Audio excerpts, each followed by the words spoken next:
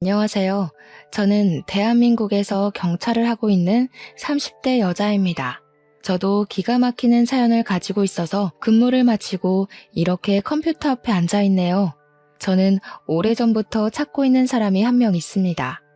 혹시 사연을 올리면 그가 어디선가 보고 제가 잘 지내고 있다고 알려주기 위해 이렇게 글을 올려봅니다. 겉으로 보기에는 특별해 보이지 않지만 저에게는 아주 특별한 가족이 있습니다. 저희 가족은 어머니, 아버지, 그리고 3살 어린 여동생이 있는 평범한 4인 가족입니다. 아버지는 오랫동안 경찰에서 형사로 30년 이상 근무하신 베테랑 형사십니다. 저는 그런 아버지가 언제나 자랑스러웠고 자연스럽게 아버지처럼 경찰을 꿈꿔왔습니다. 그래서 학교의 장래 희망을 경찰이라고 적으면 아버지는 절대 안 된다며 반대를 하시곤 했어요. 딸이 경찰처럼 어렵고 험한 일을 하는 건 못 본다며 엄청 반대하시면서 다른 일을 찾으라고 하셨습니다. 하지만 저는 커가면서 아버지에게 진지하게 경찰을 하고 싶다고 말을 해왔죠.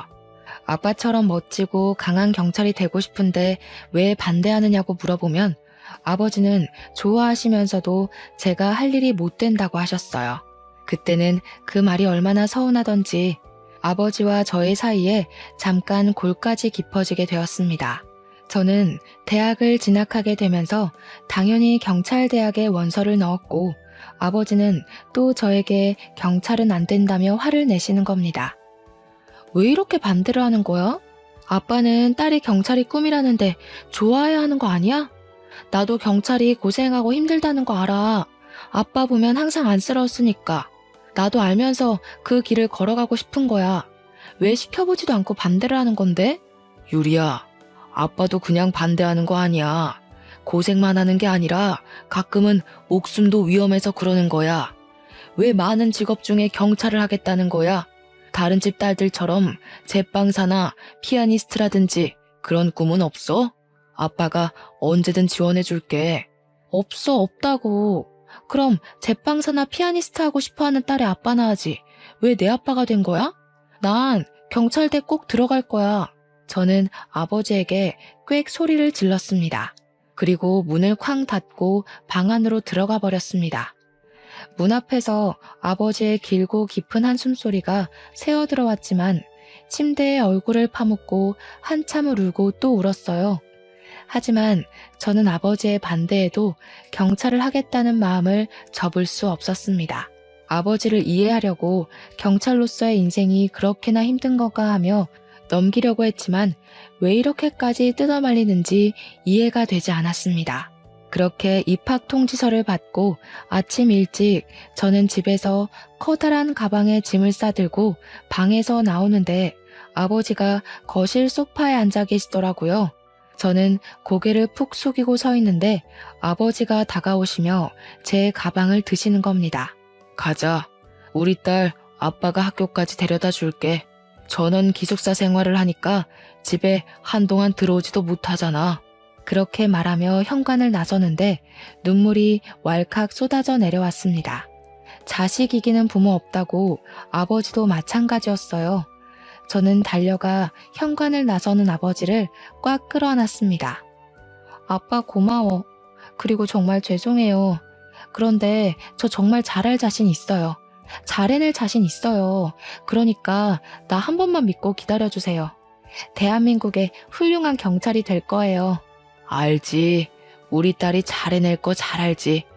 훌륭한 경찰보다 그냥 평범한 경찰이 되었으면 좋겠어. 훌륭한 것들은 다 일찍 죽으니까 넌 오래오래 일하는 평범한 경찰이 되라. 제가 끌어안은 아버지의 등이 잘게 떨리는 게 느껴졌어요. 그때 처음 아버지가 우는 걸 봤던 것 같아요. 한 번도 저와 동생 앞에서 우는 걸 본 적이 없는데 말이죠. 학교 앞에 도착한 아버지는 다시 눈물을 소매로 닦아내시는 겁니다. 저는 그때야 아버지가 눈물이 많은 사람이란 걸 알았어요.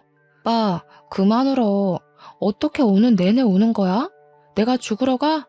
그냥 학교 가는 거니까 너무 걱정하지 말고 있어요. 꼭 최고의 경찰이 되어서 아빠의 후배가 될 테니까요. 이 녀석이 벌써 이렇게 커서 대학까지 가고 감격해서 그러지. 다치지 말고 학교 생활 열심히 하고 남자 녀석도 조심하고 누가 따라다니면 아빠가 형사라고 저리 가라고 해. 저는 아버지를 꽉 끌어안고 입학하는 다른 학생들과 함께 경찰대로 들어갔습니다. 살짝 돌아보니 저희 아버지는 아직도 저를 지켜보고 계시더라고요. 무엇이 그렇게 걱정되는지 한참을 보시더니 손을 흔드셨어요. 저도 손을 흔들며 새로운 세상으로 들어갔습니다.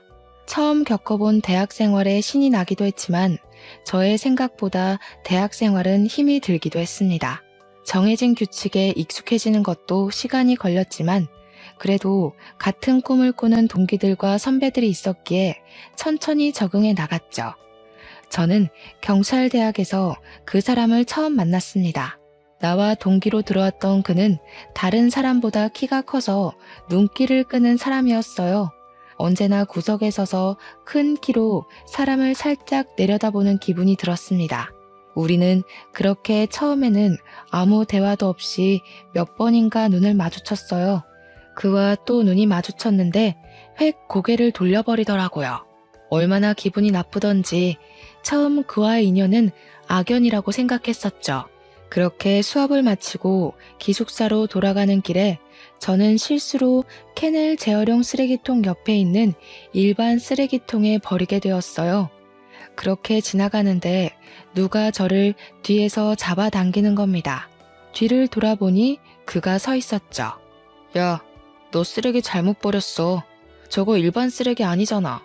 왜 저기에다가 버린 거야? 다시 주워서 재활용 쓰레기통에 버려. 저는 순간 어안이 벙벙해서 그를 멍하니 쳐다보았어요. 보통은 그런 거 실수라고 그냥 넘어가지 않나요? 이렇게 콕 집어서 일반 쓰레기통에 다시 버리라고 하지 않는데 어이가 없는 그의 말에 저는 화가 났습니다. 나보고 지금 쓰레기통을 뒤져서 다시 버리라는 거야? 이미 쓰레기통 안에 들어간 걸? 실수로 거기에 버린 거야. 그런데 그걸 다시 꺼내서 재활용해 다시 버리라는 건 너무한 거 아니야? 왜? 네가 잘못했으니까 네가 바로잡는 거잖아. 딱 봐도 캔인데 어떻게 실수를 할 수 있는 거지? 알면서 귀찮아서 버린 거 아니야? 떡하니 바로 옆에 재활용 쓰레기통이 있는데. 야, 알면서 누가 그렇게 버리냐? 내가 사이코패스도 아니고. 그렇게 말할 것까지 없잖아. 저는 화가 나서 버럭 소리를 질렀습니다. 야, 아니고 나는 한동훈이라고 하고 이번에는 내가 대신 주워서 재활용 쓰레기통에 버릴 건데 다음부터는 눈을 똑바로 뜨고 다니든지 주의해서 버려주었으면 좋겠네. 그는 그렇게 말하며 정말 일반 쓰레기통을 뒤적거리더니 제가 버린 캔을 꺼내어 재활용 쓰레기통에 버리는 겁니다.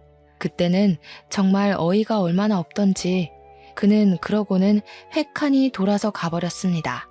정말 그날 하루는 화가 나서 그의 얼굴이 머릿속에서 떠나지 않았던 것 같아요.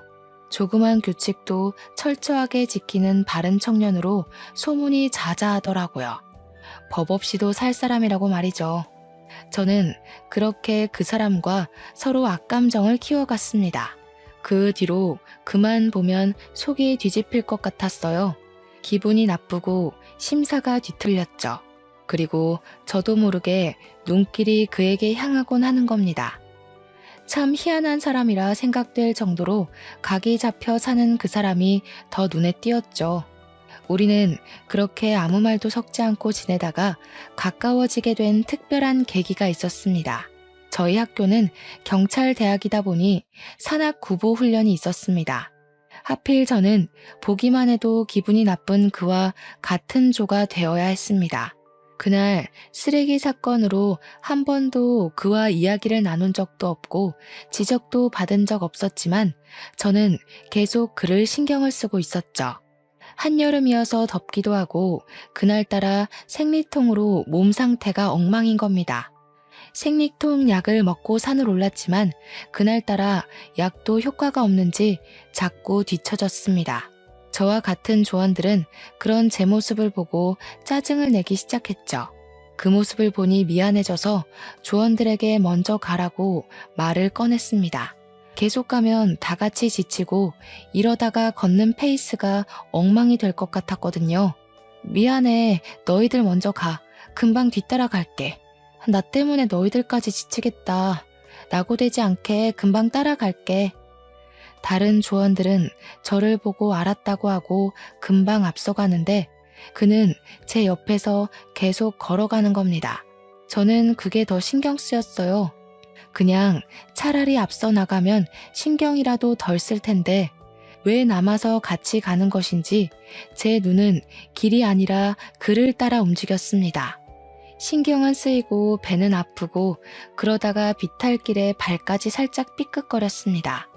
다행히 앞서 걷던 그는 그 상황을 보지 못해서 다친 걸 모르고 잘 걸어갔습니다. 이런 걸 총체적 난국이라고 하던가요? 가끔 지금도 그날을 떠올리면 아찔해 오곤 해요. 그가 없었다면 아마 전 그날 분명 낙오를 했을 겁니다. 저는 발목이 아파져 오자 그를 향해 말했습니다. 너도 먼저 가도 괜찮아. 낙오되지 않도록 조심할 테니까 계속 내 옆에 있으면 계속 신경 쓰여서 그래. 그러니까 먼저 가. 그는 저를 물끄러미 쳐다보다가 입을 열더라고요. 너 아프잖아. 아픈 애 두고 내가 어떻게 가. 그냥 이대로 같이 가자. 저는 그의 말에 당황했어요. 티를 안 내려고 이를 꽉 깨물었는데 그에게 그대로 들켜버리고 만 거죠. 나 아픈 거 어떻게 알았어? 티 안 내려고 했는데 그렇게 티가 많이 났어? 티 많이 안 나. 그런데 아까부터 너 오른쪽 발목 아파하는 것 같은데 맞아? 혹시 네가 안 불편하면 내가 부축해줘도 될까? 아니야. 그럼 너도 힘들잖아. 그냥 가. 신세 지는 건 내가 불편해서 그래. 앞서간 애들도 기다릴 거고. 그는 제 말에도 저를 붙잡고 부축을 했습니다. 미안한데 그냥은 두고 못 가겠다. 내가 불편해도 네가 그냥 참아. 이 훈련만 끝나면 안 불편하게 다시 예전으로 돌아갈 거니까. 네가 불편하다는 게 아니라 이렇게 신세지는 상황이 불편하다는 거지. 오해하지 마. 그는 저를 향해 미소를 지었습니다. 그 미소가 제가 보는 그의 첫 미소였습니다. 난 계속 네가 내 눈을 피하길래 나를 싫어하는 줄 알았어. 예전부터 너한테 말을 걸고 싶었는데 그때 재활용 쓰레기 때문에 나를 불편해하는 줄 알았거든. 그날 너한테 말 걸려고 일부러 너에게 그렇게 말했는데 그렇게 말하고 나서 엄청 후회했었어. 그게 나한테 말 걸려고 그렇게 했다는 거야? 말을 그렇게 거는 사람이 어딨어. 그건 시비 거는 거지. 내가 좀 그렇게 오해를 많이 받아. 사회성이 떨어지는 건지 숙기가 없는 건지. 좋아하는 사람한테 말도 잘 못하고 그냥 쳐다보다가 단념하고. 그래도 이번에는 좋은 아이디어라고 생각했는데 역시 역효과가 났네. 나 너 좋아해도 되는 거지? 그는 그렇게 저에게 빙 둘러 고백을 했습니다. 사람이 어쩌면 이렇게까지 융통성도 그리고 눈치도 없는 건지 보통 다른 사람이라면 그런 상황에는 고백하지 않을 텐데 말이죠. 저는 그런 그의 솔직하고 소탈한 모습이 더 마음이 끌렸는지도 모르겠어요. 우리는 그날 이후로 연인으로 발전하게 되었습니다.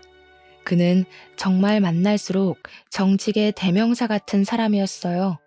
길에 떨어진 쓰레기 하나도 못 보고 지나치며 쓰레기를 주워들고 다니다가 보이는 쓰레기통에 버리는 겁니다.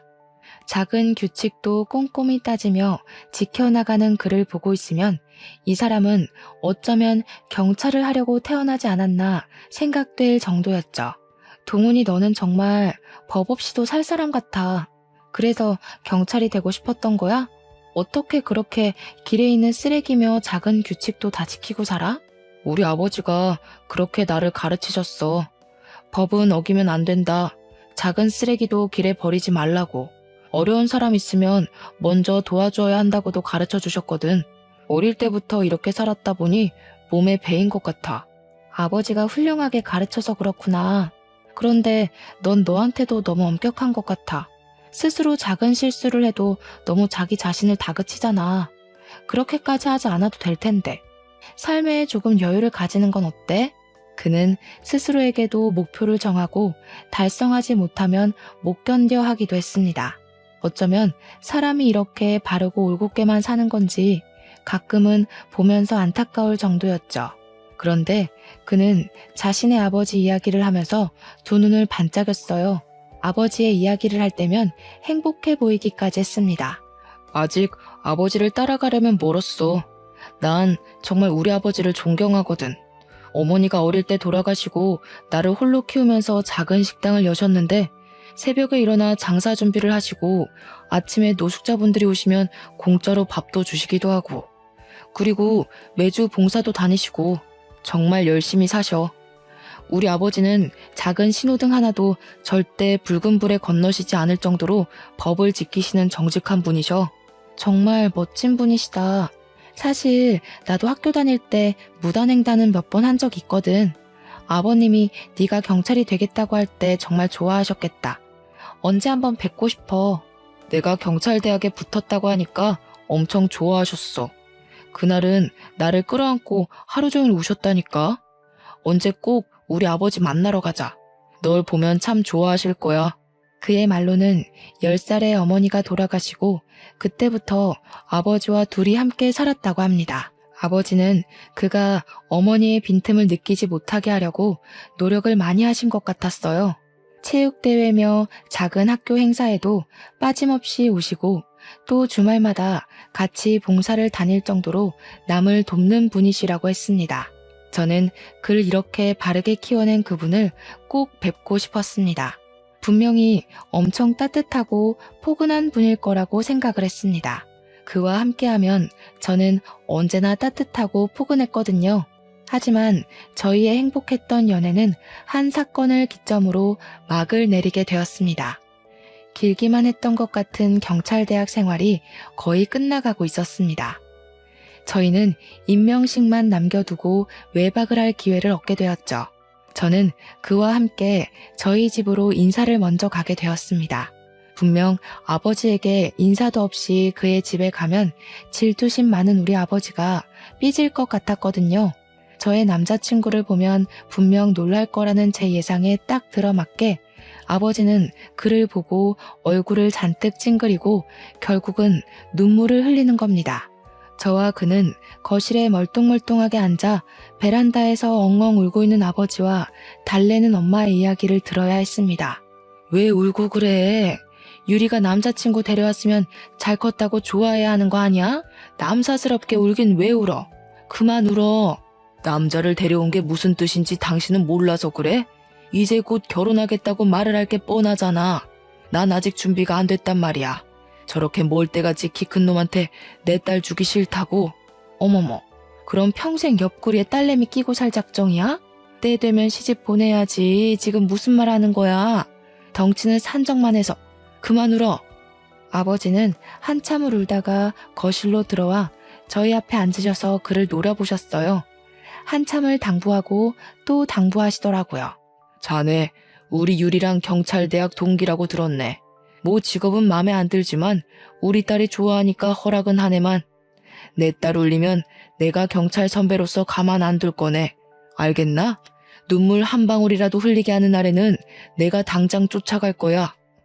엄마는 다시 아버지의 옆구리를 쿡 찌르셨어요. 그만 좀 하라니까. 정말 주책맞게 이게 뭐 하는 거야? 너무 서운하게 생각하지 말아요. 워낙 그이가 딸들을 예뻐해서 그래요. 나중에 자식 낳아보면 다 알 거예요. 아직 식사 전이죠? 우리 밥 먹으면서 더 이야기할까요? 예, 어머니. 명심하겠습니다. 상 차리는 거 저도 돕겠습니다. 집에 온 손님이 무슨 상을 차린다고 그래요. 앉아서 기다리면 내가 맛있게 밥상 차려서 대접해 줄게요. 그냥 그이 옆에 앉아 있어요. 손님 말고 아들하고 싶습니다. 그냥 도와줄 수 있게 해주십시오, 어머니. 엄마는 그가 너무 싹싹하다고 좋아하셨어요. 아버지는 밥을 먹으면서 그의 예의 바르고 올곧은 모습에 그나마 마음이 풀리셨는지 그와 술 한잔 하시더군요. 그는 아버지와 술을 마시고 밤이 돼서야 집으로 가려고 자리에서 일어났습니다. 저희 엄마는 자고 가도 된다고 했지만 그는 아버지가 기다리신다고 사양하면서 인사를 하고 돌아갔습니다. 그가 그렇게 돌아간 다음날 아침, 아버지는 방문을 열고 나오는 저를 보고 정복을 챙겨 입으라고 하셨어요. 같이 갈 곳이 있다고 하시면서 말이죠. 저는 정복을 갖춰 입고 아버지와 함께 차를 타고 경기도 인근에 있는 산속에 있는 납골 땅으로 가셨습니다. 저는 이미 아버지를 따라 어릴 때 몇 번 와본 기억이 있는 곳이었습니다. 아버지는 납골 땅에 있는 동료를 한참을 들여다보고 아무 말 없이 집으로 돌아가셨거든요. 제가 누구냐고 물어보면 항상 아버지는 가장 친한 친구라고 말을 해주셨어요. 제가 초등학교 저학년 때까지는 같이 왔었던 것 같아요. 아버지는 혼자서도 매년 다니신 것 같았지만 말이죠. 항상 아버지의 눈높이에 있어 잘 보이지 않던 납골함이 키가 크니 잘 보이더군요. 작은 상자 안에 납골함 2개가 같이 있는 게 보였습니다. 부부가 함께 계신 곳이었죠. 아버지는 그곳에 들어가자마자 납골함에 손을 얹고 다시 눈물을 흘리기 시작하셨어요. 그리고 아버지의 입에서 흘러나온 말들은 저를 혼란스럽게 했습니다. 장수야, 나 왔다. 유리랑 같이 왔어. 잘 지냈냐? 오랜만에 유리랑 같이 와서 화난 건 아니지? 나 유리 이렇게 잘 키웠다. 피는 못 속인다고 경찰을 하겠다고 하더니 이렇게 곧 경찰 된다. 너희 딸 진짜 자랑스럽지 않냐? 저는 아버지의 말에 두 눈을 커다랗게 떴습니다. 아빠, 그게 무슨 말이야? 누구 딸이라고 하는 거야? 내가 아빠 딸이 아니라는 말이야? 아버지는 제 손을 잡고 다시 눈물을 흘리셨어요. 미안해, 유리야. 아빠가 미리 말을 못했어. 사실 말하고 싶지 않았어. 계속 아빠 딸로 키우고 싶었는데 그건 아빠 욕심인 것 같아서 이제라도 말해줄게. 여기 있는 2사람이 너의 친부모님이야. 내 친구였고 동료였던 김창수. 그리고 옆에 있는 사람이 너의 친엄마다. 저는 순간 할 말을 잃고 말았어요.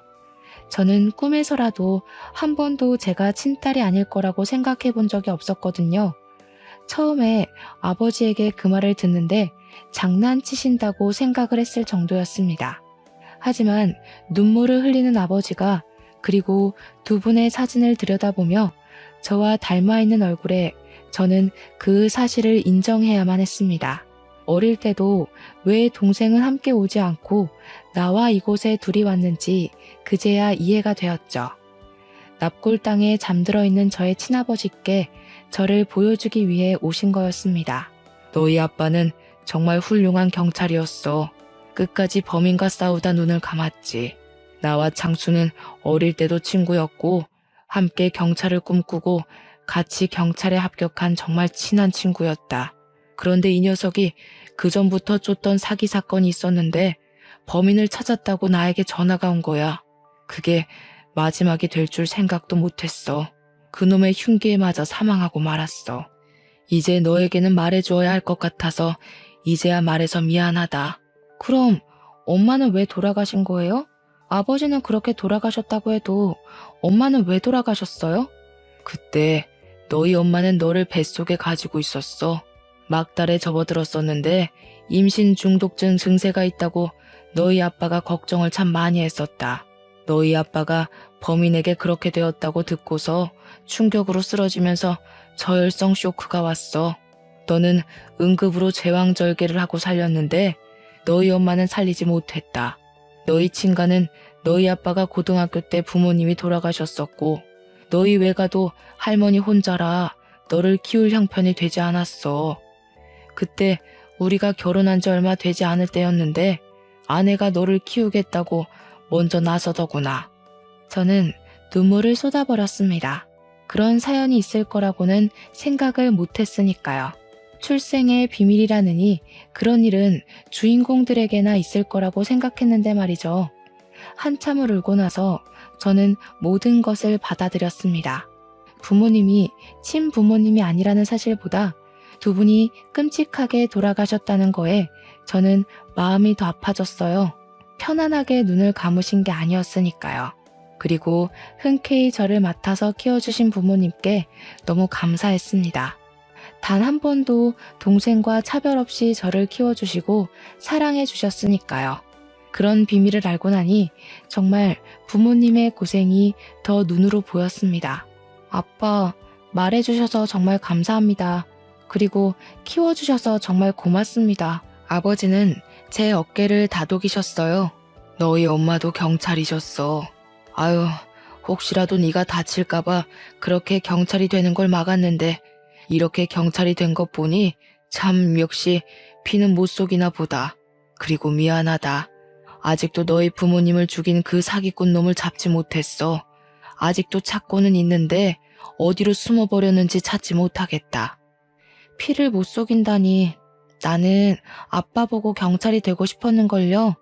경찰인 아빠가 너무 멋졌으니까요. 저는 아버지의 손을 꽉 잡고 집으로 돌아왔습니다. 그런데 집으로 들어와서 엄마를 보고 다시 눈물이 왈칵 밀려오려는 겁니다. 다시 엄마를 끌어안고 다시 엉엉 울어버렸습니다. 엄마는 다시 아기로 돌아간 거 아니냐고 하면서 저를 꽉 끌어안아 주셨어요. 잘 커주어서 고맙다고 하시는데 그 말이 너무 감사했습니다. 저는 그 전보다 두 분을 더욱 사랑하고 존경하게 되었습니다. 그런데 막상 진실을 알고 나니 해결하고 싶은 문제가 생긴 겁니다. 친아버지를 죽이고 제 친엄마까지 죽게 했던 그놈을 잡고 싶어졌죠. 제가 경찰이 된 목적이 그것이 아니었지만 이제 곧 경찰이 된다는 의욕이 넘쳐서 그랬는지 저는 아버지에게 그 범인에 관해 물어보았습니다. 이대로 아무것도 알지 못한 채로 경찰이 되고 싶지 않았거든요. 아빠, 혹시 친아빠를 죽게 만든 그 범인 나도 알 수 있을까요? 이대로 가만히 있을 수는 없을 것 같아. 나도 이제 곧 경찰이 되니까 수사에 도움이 될 수도 있잖아요. 제 말에 마땅치 않았던 아버지는 저를 보고 한참을 아무 말을 하지 않고 쳐다보셨어요. 아빠, 저도 이제 곧 있으면 진짜 경찰이 되잖아요. 그런데 제 친아빠의 범인도 알지 못하면서 어떻게 경찰로서 일하겠어요? 정말 조심하고 알아내면 꼭 아빠에게 먼저 알려드릴게요. 저도 돕게 해주세요. 아버지는 긴 숨을 내쉬더니 방에 가셔서 항상 가지고 다니시는 지갑을 가지고 나오셨습니다. 그리고 그 안에서 낡고 오래된 수배지 한 장을 꺼내어 저에게 건네셨습니다. 저는 수배지를 손에 들고 제 부모님을 죽인 원수의 얼굴을 처음 마주하게 되었어요. 뾰족한 얼굴에 긴 장발을 하고 얼굴은 그렇게 험악하게 생기지 않은 남자였습니다. 사기전과 오범으로 자신이 대기업 사장이라고 하면서 투자자를 모집하고 수천만 원을 갈취했는데 그 안에는 전 재산을 투자하고 안타깝게 목숨을 끊은 사람이 몇 분 있었나 봐요. 그래서 저희 친아버지가 길을 쓰고 찾으려고 했다고 합니다. 거의 꼬리를 물었는데 그 사람이 아버지의 복부를 찌르고 도망을 갔다고 해요. 저는 수배지를 챙겨 들었습니다. 유리야, 다시 한번 너에게 말한다만 나는 사실 네가 이 일에는 끼어들지 않았으면 한다. 어쩔 수 없이 너에게 이렇게 그놈의 수배지를 주었지만 그래도 아빠는 우리 딸 안전이 먼저니까. 네, 꼭 약속 드릴게요. 무리하지 않을 거니까 너무 걱정하지 마세요. 저는 아버지께 그렇게 말은 드렸지만 속에서 끓어오르는 분노는 어쩔 수가 없었습니다. 그놈의 수배지를 들고 저는 다시 학교로 돌아오게 되었습니다. 학교에서 만난 그에게 저의 고민을 그리고 저희 집의 사정을 말하게 되었습니다. 그에게 말하면 조금은 답답하고 끓어오르는 속을 가라앉힐 수 있을 것 같다고 생각했거든요. 나의 친부모님이 따로 계시다는 것과 어떻게 돌아가시게 되었는지 다 말을 했습니다. 생각지도 못했어. 너희 집에 갔을 때 그런 느낌을 하나도 못 받았거든. 정말 너를 친딸처럼 아껴주셨구나. 정말 훌륭한 분들이다. 그렇지. 나도 어제 처음 알았어. 한 번도 나에게 출생의 비밀이 있을 거로 생각해보지 않았거든. 어릴 때 동생이랑 성격이랑 외모가 안 닮아서 싸울 때마다 엄마한테 동생 어디서 주워왔냐고 말은 몇 번 했었는데 그럼 친부모님을 죽인 그 범인은 못 잡은 거야? 아직까지 못 잡은 거 보면 정말 꼭꼭 숨어 있나 보네. 경찰이 되면 그 수사부터 하겠구나. 당연히 그래야지. 원수는 꼭 갚아줘야지. 그렇게 마음 편하게 살게 할 수는 없지. 저는 그에게 그렇게 말하며 제 부모님을 죽인 그놈의 수배지 전단을 보여주었습니다. 그는 그것을 보면서 한참을 멍하게 쳐다보았습니다. 유리야, 이거 나 하나 복사해서 가도 될까? 나도 같이 찾는 거 도와줄게. 저는 수배지를 그에게 복사해서 건네주었습니다. 그는 그것을 받아들고 오늘은 머리가 아파서 돌아가야겠다고 했습니다. 그리고 그 모습이 제가 그를 본 마지막 모습이 되었습니다. 그에게 며칠 동안 연락을 해도 모습이 보이지 않는 겁니다. 그와 같이 방을 쓰는 동기에게 물어보아도 자기도 모르겠다고 일어나 보니 방에 없었다고 하는 겁니다. 저는 그의 우직하고 무엇을 하든지 최선을 다하는 그를 알기에 그 혼자 그 사람을 찾는 건 아닌지 걱정했지만 그가 어디 있는지 찾지 못했습니다. 그가 있을 만한 교내의 모든 곳을 찾아봐도 모습이 보이지 않았죠. 며칠을 그렇게 흐르니 걱정이 되었습니다. 수십 번을 전화를 걸어도 핸드폰은 꺼져 있고 동기 말로는 방에 들어오지 않았다고 하는데 속이 타들어갔습니다. 그때 아버지께 전화가 왔습니다. 유리야, 그놈 잡았다. 너희 부모를 죽인 그놈 말이야. 그놈을 알고 있다고 익명의 제보 편지가 왔는데 정말 그놈이 이름도 바꾸고 태연하게 잘 먹고 잘 살고 있더라. 저는 학교에 저의 사정을 말씀드리고 바로 경찰서로 달려갔습니다. 아버지가 저를 보고 그가 있는 취조실로 데려다 주셨습니다. 유리창 너머 그는 고개를 푹 숙이고 책상에 머리를 박고 있었습니다. 저는 취조실 안으로 아버지와 함께 들어가 그를 대면하게 되었습니다. 제가 들어오니 고개를 드는데 사진보다 확실히 나이를 먹은 얼굴이었지만 얼굴의 특징적인 인상은 그대로 남아있더군요. 그리고 제가 가장 놀랐던 것은 그의 얼굴이 너무 선해 보였다는 겁니다. 자세히 그의 얼굴을 들여다보지 않으면 수배지의 사람과 달라 보일 정도였어요. 저는 그의 맞은편에 앉아 그에게 말을 걸었습니다. 이경수 씨 맞으시죠? 그동안 잘 숨어 계셨네요? 잘 지내셨나 봐요. 얼굴이 너무 좋아 보이시네요. 수배지와 다른 얼굴에 많이 놀랐습니다. 그런데 사람 죽이고 이렇게 잘 지내시면 안 되는 거 아닌가요? 그는 고개를 들어 저를 노려보았습니다. 그리고 저를 유심히 쳐다보더니 입을 열었습니다. 아가씨, 나를 알아요? 나는 아가씨 처음 보는 것 같은데 우리가 언제 만났던 적이 있던가? 낯이 있기도 하고. 저도 최근에 알았어요. 제가 아버지를 닮았다는 걸 말이죠. 23년 전 수원에서 형사 한 분을 흉기로 찌르고 달아난 적 있었죠. 그 형사분이 제 아버지 되십니다. 아버지가 그렇게 돌아가시고 저희 어머니마저 충격으로 세상을 떠나셨고요. 제 말에 그의 두 눈이 커다래졌습니다. 그는 의자에서 내려와 바닥에 납작 엎드렸습니다. 제발 용서해 주세요. 그때는 정말 제가 잘못했습니다.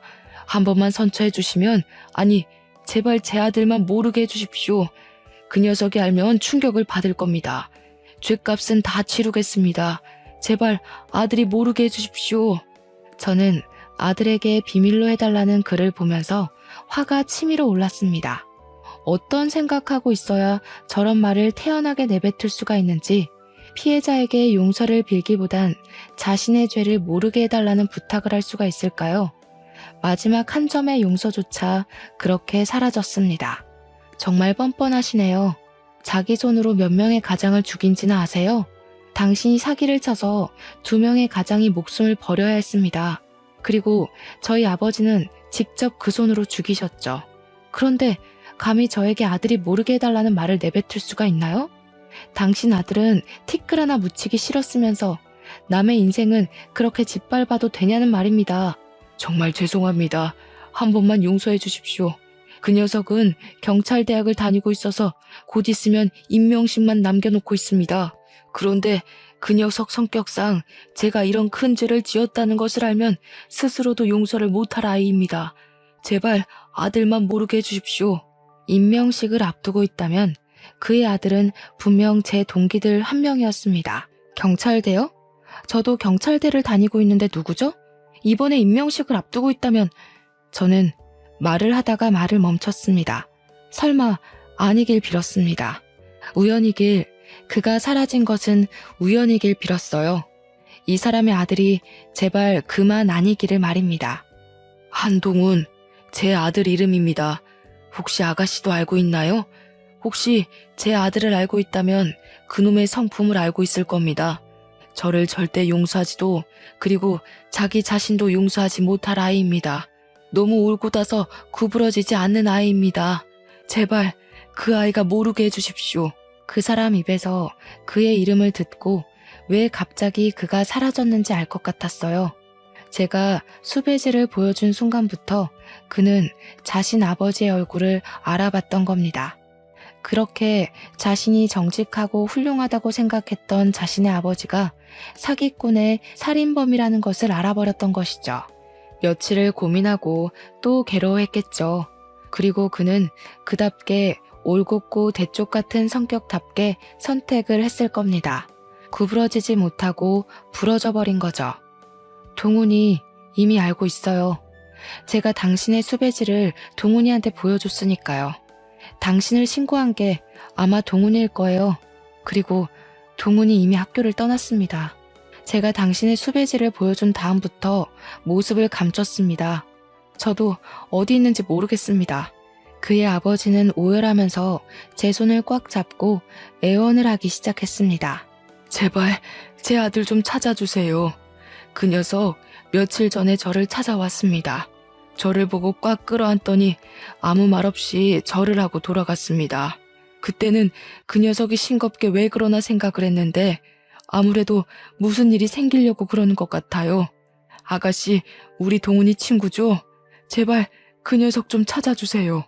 저는 제 손을 잡은 손을 뿌리쳤습니다. 저는 아무것도 할 수 없을 것 같네요. 죄송합니다. 그가 그렇게 떠났다면 그게 그의 선택일 테죠. 저는 그의 선택이 옳다고 믿습니다. 그렇게 말하고 그 자리를 벗어났습니다. 그의 아버지에게는 절대 그를 찾지 않겠다고 말을 했지만 저는 그를 찾아야만 했습니다. 그의 아버지가 저에게 죽을 죄를 지은 것은 맞지만 그로 인해 그의 인생이 이렇게 무너지게 할 수는 없었거든요. 저는 누구보다 그의 올바르고 정직하게 살아왔다는 것을 알고 있으니까요. 아빠, 동훈이를 찾아야겠어요. 그 살인자를 용서할 수는 없지만 그에게까지 죄를 묻고 싶지는 않아요. 아버지를 신고하고 지금 너무 힘들어할 거예요. 아빠, 동훈이를 찾게 도와주세요. 아버지는 저의 어깨를 토닥거렸습니다. 너는 괜찮은 거야? 동훈이가 그 사람 아들이라서 많이 충격받았을 텐데 찾아도 힘들어질 거다. 그건 제가 감수하겠습니다. 일단 동훈이가 무사한지 알아야겠어요. 하지만 그는 경찰관 임명식 날에도 나타나지 않았습니다. 아버지는 그의 마지막 행적지는 바닷가의 절벽 위라고 하더군요. 새벽에 산을 오르던 분들이 키가 큰 젊은 청년이 절벽 쪽으로 걸어가는 것을 봤다고요. 그들은 새벽에 혼자 일출을 보러 온 사람인 걸로 생각했다고 합니다. 저는 수도권의 한 경찰서로 발령이 내려졌습니다. 근무가 끝나고 틈틈이 그에 대한 추적을 이어갔지만 그의 마지막 행적은 여전히 그가 마지막에 멈춰선 그 절벽 끝이었습니다. 아버지는 그가 거기서 바다로 뛰어내리지 않았을까 하는 추측을 제게 내놓으시더군요. 아직 재판 중이라 구치소 생활 중인 그의 아버지를 찾아갔습니다. 그래도 그에게 아들의 소식을 전해주는 게 저를 위해 아버지를 희생시킨 그의 마음의 보답처럼 생각되었습니다.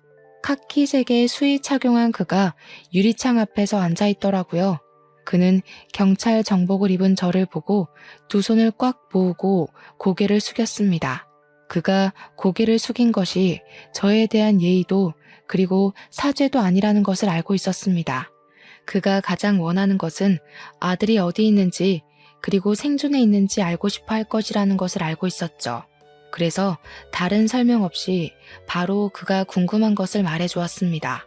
그동안 동훈이가 어디로 갔는지 찾아보았습니다. 저도 동훈이가 당신의 죄를 짊어지고 자기 자신을 희생할 필요는 없다고 생각했으니까요. 이미 당신을 고발한 당시에 그의 죄값은 다 치렀다고 생각합니다. 동훈이 어디 있습니까? 건강합니까? 이 아비를 원망 많이 하지요. 그 아이 잘못이 아니라고 꼭 전해주십시오. 잘못은 이 아비가 했으니까 다 이 아비가 죄값을 받을 테니까 무사하다면 얼굴 한 번만 보러 와달라고 해주십시오.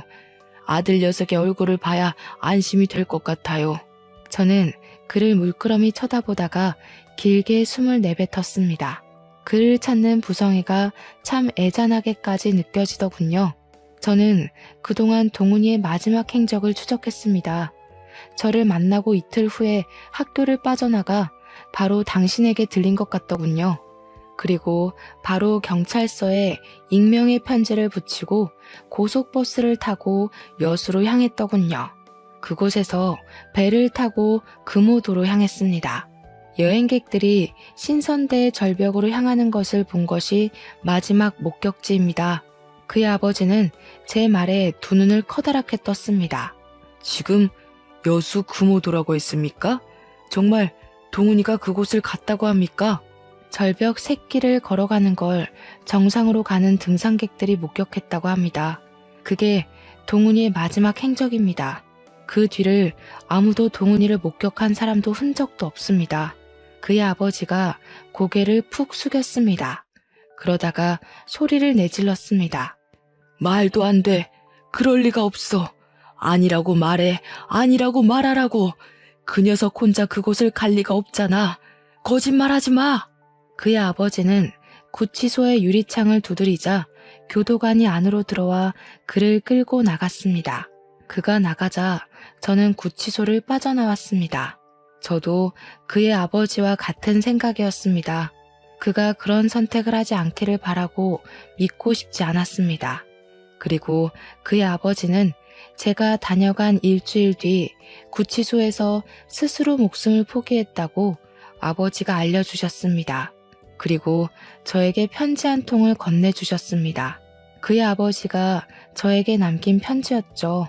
그동안 제게 한 번도 내뱉지 않았던 사죄의 내용이 그곳에 담겨 있었습니다. 아마 아들은 저를 절대 용서하지 못했을 겁니다. 그 아이는 어릴 때부터 엄마를 닮아 흐트러지고 바르지 못한 것을 못 견디는 그런 아이였습니다. 저는 그런 아내를 사랑하면서 나도 그렇게 바르게 살고 싶다고 생각했습니다. 이미 내 손은 더러워졌어도 그 사람과 함께 있으면 새로운 사람이 되는 것 같았습니다. 아가씨와 아버지의 어머니가 그렇게 된 것은 정말 죄송합니다. 당시에 아내가 동훈이를 가지고 있었습니다. 이제 정말 죄짓지 않고 모든 것에 대해 속죄하면서 살겠다고 다짐했는데 그쪽 아버지가 저를 계속 추적하며 쫓아왔습니다. 바로 코앞까지 온 형사를 보고 제 모든 것을 잃을까봐 너무 두려워졌습니다. 제가 제발 그냥 눈 감아 달라고 빌고 또 빌어도 안 된다는 그 말에 저도 모르게 정신이 나가서 항상 가지고 있던 작은 잭나이프로 찌르게 되었습니다. 모든 게 변명처럼 들리는지 모르지만 정말 처음부터 죽일 생각은 없었습니다. 아마 제 아들은 제 엄마와 함께 있을 것입니다. 아들과 함께 아내의 고향인 그곳에 재를 뿌렸었습니다. 그리고 염치불구하고 부탁드립니다. 제 시체를 화장하게 되면 아들과 아내가 있는 그곳에 뿌려주십시오. 그 편지를 읽은 아버지는 그곳에 재를 뿌릴 자격도 없는 자라고 욕을 퍼부으셨어요. 자신의 죄값도 받지 않고 도망친 사람은 그럴 자격도 없는 거라고 말씀을 하시더군요. 그의 유골은 결국 미연고 유골로 처리되었습니다. 저는 가끔 근무하다가 그 사람이 아무 일 없이 경찰이 되었으면 참 좋은 경찰이 되었을 것이라고 생각하고는 합니다. 그는 결국 아버지의 죄를 용서하지 못했기에 더 좋고 바른 경찰이 되었을 거라고요. 문득 그런 생각을 하다 보면 선과 악은 종이장처럼 맞닿아 있는 것처럼 사람 안에 존재하는 그것은 아닌가라고 생각하고는 합니다. 단지 우리는 선이 되려고 노력을 하면서 살아가는 거라고 말이죠. 저는 여전히 그를 찾고 있습니다. 아직 그의 행방을 모르니까요. 그의 시신도 그를 닮은 사람을 찾았다는 신고도 없었으니까요. 그가 어딘가 숨어서 자신을 용서하지 못하고 있지 않을까 생각하고는 합니다. 그를 다시 만난다면 나는 그를 용서했다고, 다 아버지의 죄 때문에 괴로워하지 않아도 된다고 말을 해주고 싶어요. 저의 사연은 여기까지입니다. 저의 출생의 비밀을 알고 친부모님의 안타까운 사정을 알게 된 후 가끔은 모든 게 꿈이 아닐까 생각을 하고는 합니다. 잠에서 깨면 모든 게 그 전처럼 다 돌아왔으면 좋겠다고 말이죠. 하지만 인간의 삶이란 게 참 좋은 일만은 있는 게 아니라는 것은 확실한 것 같습니다. 경찰 일을 하다 보니 저보다 더 안타까운 사연을 가진 분들이 어쩌면 이렇게도 많은지 참 안쓰럽습니다. 저는 운이 좋게 좋은 부모님을 만나 행복하게 자란 게 얼마나 행운인지 다시금 알게 되었습니다. 여러분도 누군가를 죽일 듯이 원망하고 또 용서를 하신 적 있을 거로 생각합니다. 각자의 사연은 다르겠지만 여러분의 용기에 저는 박수를 보내고 싶습니다. 저의 사연을 읽어주셔서 감사합니다.